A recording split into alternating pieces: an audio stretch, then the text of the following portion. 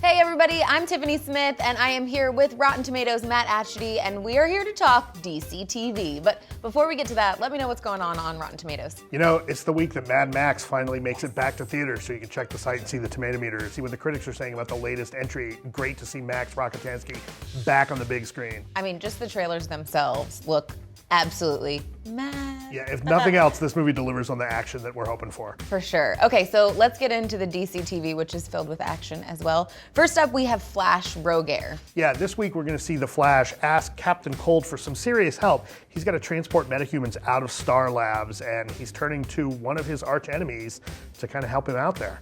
Well, and anytime you see Captain Cold and possibly a team of metahumans, it makes comic readers think of the Rogues. The first time they appeared was in issue 155 in 1965. Will we get to see Captain Cold kind of in that role in this episode? We will see some Rogues. We may not necessarily see the Rogues that we all know and love. But speaking of team-ups, we're also going to see the Arrow in this. The Flash needs help, calls in Oliver. Arrow comes in, and knowing Oliver like we do, Oliver's going to call that favor back at some point.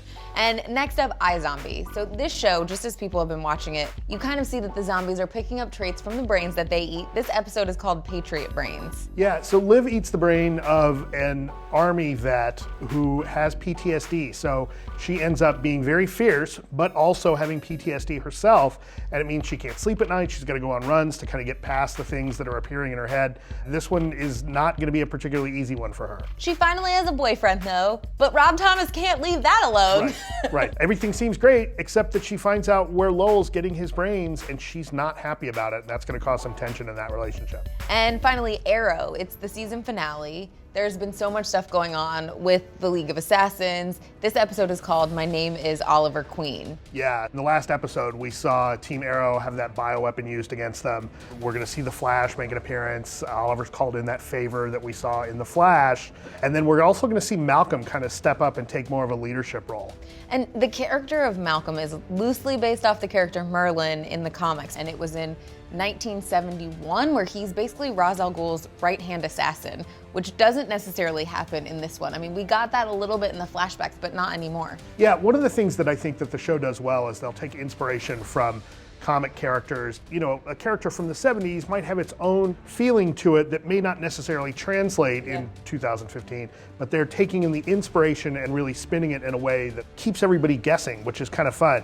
That way the people that have read the comics don't just say, oh, I know what's gonna happen here, because they'll change things up and it makes it more exciting. Another thing that I think really keeps you guessing is when we have the crossovers, seeing, you know, Barry come into Oliver's world. Yeah, the tones of those two shows are so different because the characters are so different. And so it makes those partnerships between Oliver and Barry a little bit more tense, which makes the shows a lot more interesting. This is my favorite part of our DC TV chats, Bad Apple of the Week. So who should we be watching this week? It's gotta be Captain Cold. You know, he's stepping up, he's gonna maybe help Barry, but Captain Cold's a guy who likes to play both sides of the fence. He's a guy who you really can't trust, even if he seems like he's doing the right thing. So he's absolutely the bad apple this week.